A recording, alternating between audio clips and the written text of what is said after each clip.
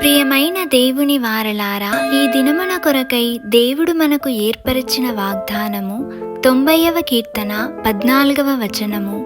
ఉదయమున నీ కృపతో మమ్మును తృప్తిపరచుము, అప్పుడు మేము మా దినములన్నీ ఉత్సహించి సంతోషించదము. ప్రియమైన వారలారా, సంతోషంగా ఉండటం వేరు, ఉత్సహించి సంతోషించటం వేరు. ఈ ఉత్సాహముతో కూడిన సంతోషము మనకు ఎప్పుడు కలుగుతుంది? వాక్యం చెబుతుంది కదా, ఉదయమున నీ కృపతో మమ్మును తృప్తిపరచుము, అప్పుడు మేము మా దినములన్నీ ఉత్సహించి సంతోషించదము అని. అయితే దేవుని కృప మనల్ని తృప్తిపరచాలి అంటే ముందుగా మనము ఆయన సన్నిధికి రావాలి. ఉదయకాల సమయములో వేకువజామున మొదటగా ఆయన సన్నిధిలో చేరి దేవుని ప్రార్థనలు, వాక్యమును చదువుట యందు సమయం గడపాలి. వాక్యం చెబుతుంది, ఉదయకాలమున ఆయన సన్నిధిని మనము శ్రద్ధతో వెతకాలి. మరొక దినమును మనకు దయచేసినందుకు కృతజ్ఞతాస్తుతులు తెలపాలి.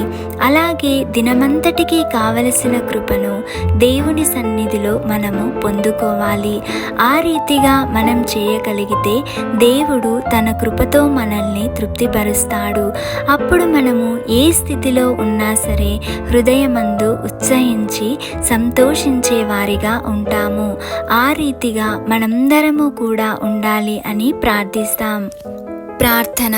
పరిశుద్ధుడవైన దేవా, కృపగలిగిన తండ్రి, మీ పాదములకు లెక్కలేని స్తోత్రములు చెల్లిస్తున్నాం ప్రభువా. ఈ ఉదయకాల సమయములో మా అందరితో ఈ రీతిగా మాట్లాడినందుకు మీకు స్తోత్రములు తండ్రి.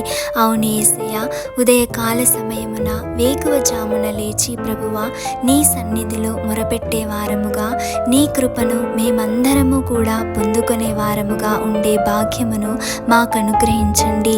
వాక్యమును చదువుట యందు, మిమ్మల్ని ప్రార్థించుట యందును శ్రద్ధ కలిగి ఉదయకాల సమయములో నీ సన్నిధిలో మోకరించే అనుభవమును మాకందరికి దయచేయండి.